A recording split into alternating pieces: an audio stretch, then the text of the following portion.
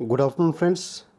This video is going to be useful if you are a practicing company secretary or a practicing chartered accountant or a practicing cost accountant or a practicing lawyer dealing in company law matters or students of professional courses. This matter pertains to Companies Act, recent judgment of Honorable Supreme Court on 3rd May 2013, in which the major questions were whether Section 140 subsection 5 of Companies Act 2013 is constitutionally valid or not, whether proceedings are maintainable under this section even after the auditor has resigned. Such matters have been decided by Honorable Supreme Court in this judgment. इस judgment जो case था जो criminal appeal honourable Supreme Court में file हुई, उस case का title है Union of India versus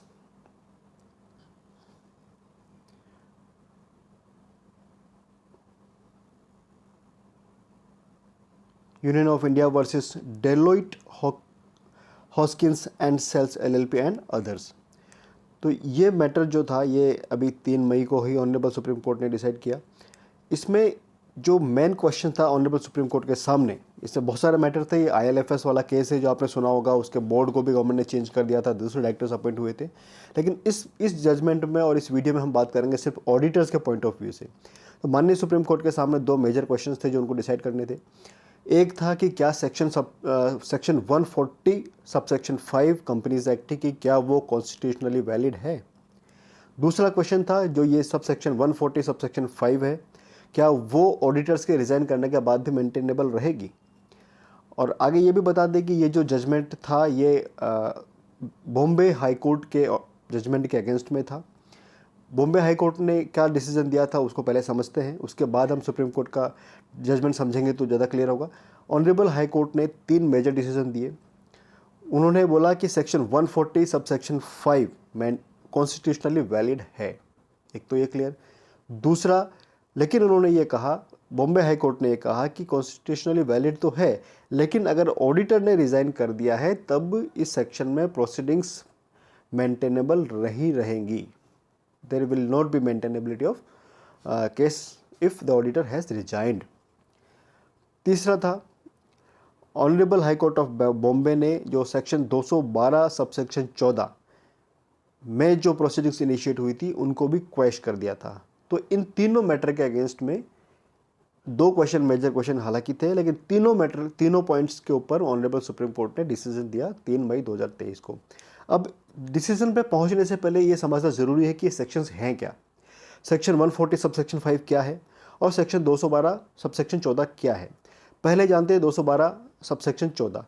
212 subsection 14 of company act है। जो 212 मेनली जो ब्रॉडली जो सेक्शन है वो है investigation into affairs of a company by SFIO, investigation into affairs of the company by serious fraud investigation office. ये जो MCA का ऑफिस है, उसको कब इन्वेस्टिगेशन की पावर होंगी, कैसे होंगी, उसका प्रोसीजरल मैटर और सब्सटेंटिव मैटर सेक्शन 212 डील करता है। और इसी के सेक्शन के सबसेक्शन 14 बात करता है कि on receipt on investigation report मिलने के बाद द सेंट्रल गवर्नमेंट, भारत सरकार, केंद्र सरकार में कर सकती है आफ्टर एग्जामिनिंग द रिपोर्ट को एग्जामिन करने के बाद लीगल एडवाइस की जरूरत हो तो लीगल एडवाइस भी ले सकती है। डायरेक्ट द SFIO, जो SFIO है सीरियस फ्रॉड इन्वेस्टिगेशन ऑफिस है, उसको डायरेक्शन दे सकती है केंद्र सरकार। क्या डायरेक्शन दे सकती है? To initiate prosecution against the company and its officers और employees who are or have been in employment of the company or any other person directly or indirectly connected with the affairs of the company। SFIO को केंद्र सरकार direction दे सकती है investigation report को देखने के बाद कि कार्यवाही शुरू की जाए, टू इनिशिएट प्रोसीडिंग्स किसके खिलाफ, कंपनी के ऑफिसर्स के खिलाफ या कंपनी के एम्प्लॉयज़ के खिलाफ जो एम्प्लॉयमेंट में हैं या एम्प्लॉयमेंट में थे, और ऐसे लोग जो कि कंपनी के अफेयर्स के मामले में डायरेक्टली या इनडायरेक्टली कनेक्टेड रहे हैं। तो कुल मिलाकर ये सबसेक्शन क्लियर है। यहाँ पर सबसेक्शन 14 SFIO को भारत सरकार के द्वारा डायरेक्शन मिलने की बात करती है, और डायरेक्शन मिलने के बाद SFIO प्रोसिक्यूशन यानी लीगल कार्रवाई कोर्ट के अंदर इनिशिएट कर सकता है कंपनी के ऑफिसर्स के अगेंस्ट में। ये सेक्शन क्लियर। अब आती है सेक्शन 140 सबसेक्शन 5।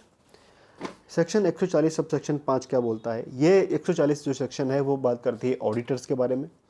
अलग अलग सब सेक्शंस में डिफरेंट प्रोविजंस हैं ऑडिटर्स के लिए। और जो मेन सेक्शन, जो पोर्शन इसका जो डिस्प्यूट में था, वो है सेक्शन 140 का सब सेक्शन 5। सेक्शन 40 का सब सेक्शन 5 क्या बोलता है? Without prejudice to any action under the provisions of this act or any other law for the time being in force, the tribunal मतलब NCLT either suo motu अपने आप से or on application made by to it by central government, या फिर भारत सरकार इसके सामने application रखे, और बाय एनी पर्सन कंसर्न, या किसी भी अन्य व्यक्ति के द्वारा, तीन तरीके से हो सकता है। या इसको या तो सो मोटो कर सकती है, या केंद्र सरकार की तरफ से एप्लीकेशन पर कर सकती है, या किसी और व्यक्ति के एप्लीकेशन पर कर सकती है। अगर ये सेटिस्फाइड होती है, if it is satisfied that the auditors of a company, यहाँ ऑडिटर्स के बारे में बात कर रही है, if it is satisfied that the auditors of the company has whether directly or indirectly, प्रत्यक्ष रूप से अप्रत्यक्ष रूप से, एक्टेड इन फ्रॉडुलेंट मैनर, कपटपूर्ण तरीके से ऑडिटर्स ने काम किया है, और अबेटेड या दुष्प्रेरण किया है, और कोल्यूडेड साठगांठ की है, किसमें? इन एनी फ्रॉड, कपट में, इन एनी फ्रॉड, बाय और इन रिलेशन टू, के द्वारा और के संबंध में, क्या? द कंपनी और इट्स डायरेक्टर्स और इट्स ऑफिसर्स, कंपनी या उसके डायरेक्टर या उसके ऑफिसर्स के संबंध में या उनके साथ, it may by order direct the company to change its auditors. NCLT वो जो ऊपर तीन तरह की एप्लीकेशंस पे, सो मोटो या दो तरह के एप्लीकेशन, सेंट्रल गवर्नमेंट या किसी और व्यक्ति के एप्लीकेशन पे, अगर संतुष्ट हो जाता है कि ऑडिटर ने प्रत्यक्ष या अप्रत्यक्ष रूप से फ्रॉडुलेंट तरीके से यानी कपटपूर्ण तरीके से काम किया है, या दुष्प्रेरण किया है, या किसी के साथ साठगांठ की है फ्रॉड में कंपनी या उसके डायरेक्टर के संबंध में, तो एनसीएलटी ऑर्डर दे सकता है कंपनी को कि वो अपने ऑडिटर्स को चेंज करे। यह है सबसेक्शन 5 का फर्स्ट क्लॉज। अब आता है इसका proviso.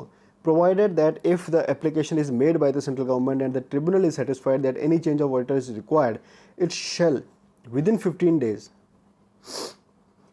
of receipt of such application make an order that he shall not function as an auditor and the central government may appoint another auditor in his place।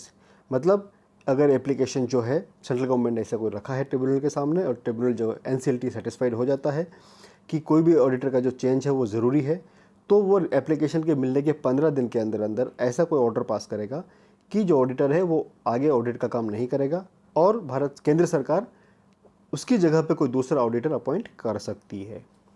अब आता है इसका subsection provision number 2, provided further that an auditor whether individual or a firm, auditor चाहे व्यक्ति हो चाहे firm हो, against whom final order has been passed by the tribunal, जिसके खिलाफ एनसीएलटी ने फाइनल ऑर्डर पास कर दिया है इस सेक्शन में, shall not be eligible to be appointed as an auditor of any company for a period of 5 years।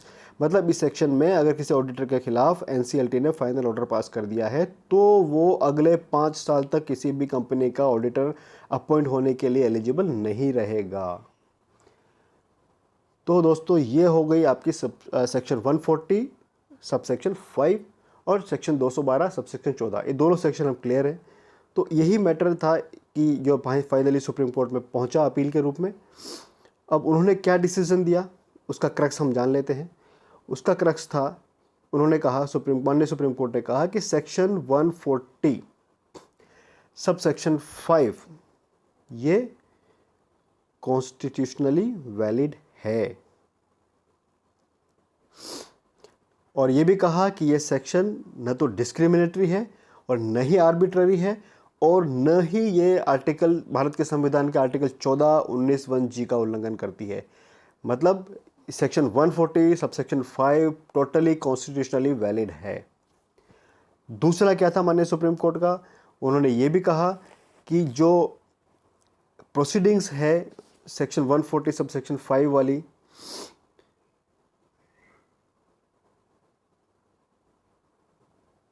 वो भी मेंटेनेबल है।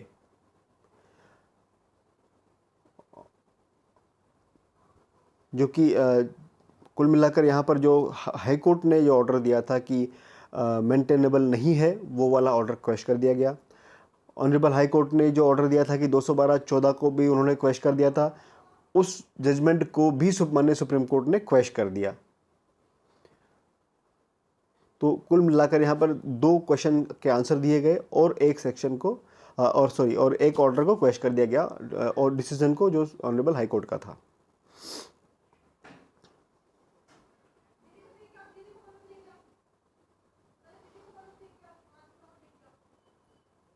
और इसी के साथ in view of the above the appeal filed by the Union of India versus विज so and so appeal number are allowed, और भारत संघ के द्वारा जो अपील फाइल की वो अलाउ की गई, और criminal appeal number so and so and so and so filed by Deloitte and its partners are hereby dismissed, और जो क्रिमिनल अपील्स डेलोइट और इसके पार्टनर्स ने फाइल की थी विद अदर्स वो डिसमिस कर दी गई।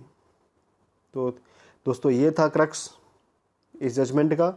और एक लाइन में अगर हम बोलें तो ये है कि सेक्शन 140 सबसेक्शन 5 जो ऑडिटर के रिमूवल और उसकी जगह अपॉइंटमेंट की बात करती है वो कॉन्स्टिट्यूशनली वैलिड है, और वो तब भी मेंटेनेबल है सब प्रोसीडिंग्स जबकि उसे ऑडिटर ने रिज़ाइन कर दिया हो।